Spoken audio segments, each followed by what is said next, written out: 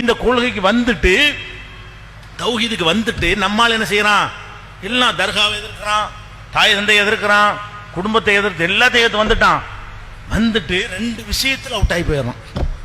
ரெண்டு விஷயம் என்ன, சோறுண்டு வந்த உடனே தௌஹீது வந்தாச்சு.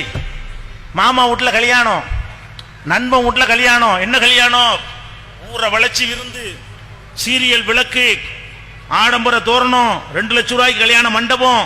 ஒரு கல்யாணம் பண்ணி ஏழை எளியவரை வைத்தறிச்சல கொட்டி கொள்ளக்கூடிய வகையில் இந்த சமுதாயத்தில் எத்தனை ஏழை மக்கள் இருக்கிறாங்க. நீ பாட்டுக்கு ஒரு மண்டபத்தை 2 லட்சம் ரூபாய்க்கு பிடிச்சின்னா அந்த மக்கள் வைத்தறிவாங்களடா, அவங்களுக்கு எல்லாம் சாத்தியப்படுமா? இவர் ஏழை மக்கள் அதிகமா இருக்கிற ஒரு சமுதாயத்தில் எப்படி நடக்கணும்ன்ற அறியாத மூடர்கள் இந்த மாதிரி கல்யாணங்கிற பேர்ல ஆடம்பரம் பண்றான். அதுல திங்கிறதுக்கு போயிடுறாங்க. நம்ம ஆளு தௌஹீத்வாதி இந்த ஊர் உலகத்துக்கு பயந்துகிட்டு அட்ஜஸ்ட் பண்ண என்று சொன்னால், மக்கள் அனுசரிப்பதற்காக கொள்கையை விட்டு தடம் மாறின என்று சொன்னால் உனக்கு இது கிடைக்காது. உறுதியா நின்றால், பாப்பா ஒதுக்கிட்டாரா, அம்மா ஒதுக்கிட்டாங்களா, ஊரே ஒதுக்கிருச்சா, நாடே ஒதுக்கிருச்சா, அல்லாஹ் இறக்குறான்.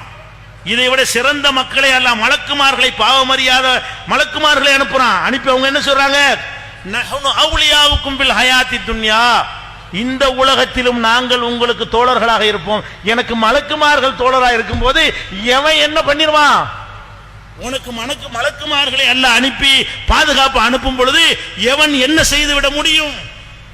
இப்படி நம்புன என்று சொன்ன அல்லாஹ்வுடைய அந்த வாக்குறுதியில் உனக்கு நம்பிக்கை இருக்குமானால் இந்த மாதிரி உன்னுடைய நம்பிக்கையை வளர்த்துக் கொள்ள வேண்டும். சொந்த பந்தங்களுக்காக மார்க்கத்தை வளைக்க கூடாது, சோத்துக்காக நாக்க தொங்க போட்டு அலையக்கூடாது. தவறான காரியங்கள் நடப்பார்கள் என்று சொன்னால், பாப்பா இருந்தாலும் சரி, இந்த தீமைக்கு நாங்கள் உடந்தையா இருக்க மாட்டோம், இந்த சாப்பாட்டுக்கு வரமாட்டோம், இந்த பிதத்துக்கு துணை நிற்க மாட்டோம், இந்த அனாச்சாரத்தை நாங்கள் எதிர்த்து நிற்போம் என்று நீங்கள் இருந்தால் உங்களுக்கு கேரண்டி அல்லாஹ் தருகிறான். என்ன தர்றான், மலக்குமார்கள் இறங்கி உங்களோடு அவர்கள் துணையாக இருக்கிறாரோ, மலக்குமார்கள் பாதுகாப்பு இருக்குமோ எவனாலும் அசைக்க முடியாது.